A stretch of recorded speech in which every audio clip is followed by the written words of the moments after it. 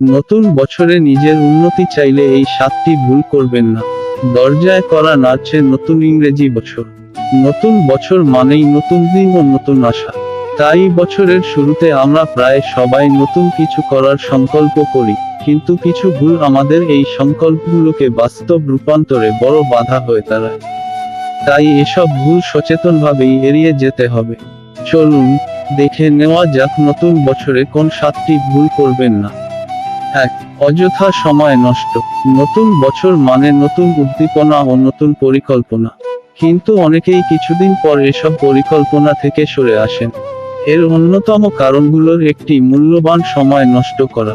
তাই নতুন বছরে গুরুত্বপূর্ণ কাজগুলো দ্রুত ও সঠিকভাবে সম্পন্ন করার দিকে মনোযোগ দিন। বছরের শুরুতে 365 দিনের পরিকল্পনা না করে প্রতিটি দিনের শুরুতে পরিকল্পনা করুন এবং সে অনুযায়ী কাজ করুন, সুফল পাবেন। 2. অতিরিক্ত প্রত্যাশা। বছরের শুরুতে আমরা অনেক সময় নিজের কাছে অযথা বড় প্রত্যাশা তৈরি করে ফেলি।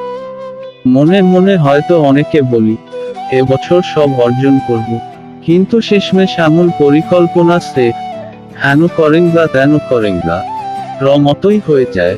অর্থাৎ কাজের কাজ কিছুই হয় না, কেবল নিজের কাঁধে জমতে থাকে বাড়তি প্রত্যাশার চাপ। তাই বছরের শুরুতে আকাশকুসুম পরিকল্পনা না করাই ভালো।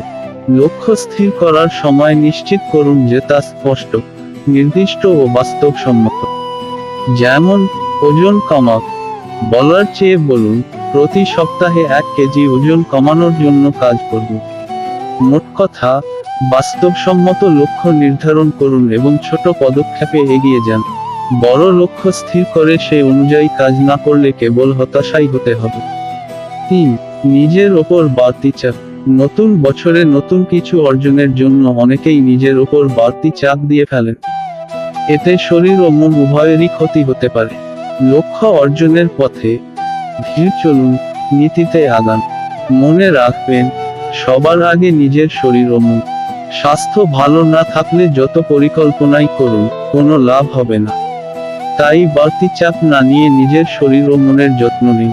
4. পুরনো বদভ্যাস ধরে রাখা। নতুন বছরে কিছু পুরনো বদভ্যাস পরিবর্তন করা জরুরি। এটা আমরা উপলব্ধি করি বলেই বছরের শুরুতে পরিবর্তনের সংকল্প করি। তবে পুরনো বদভ্যাস আদতে ছাড়তে পারি না অনেকে। বাস্তবতা হলো এসব বদভ্যাস আপনার উন্নতির পথে বাধা হয়ে দাঁড়ায়। সফল হতে চাইলে পুরনো বদভ্যাসগুলো থেকে বেরিয়ে আসতেই হবে।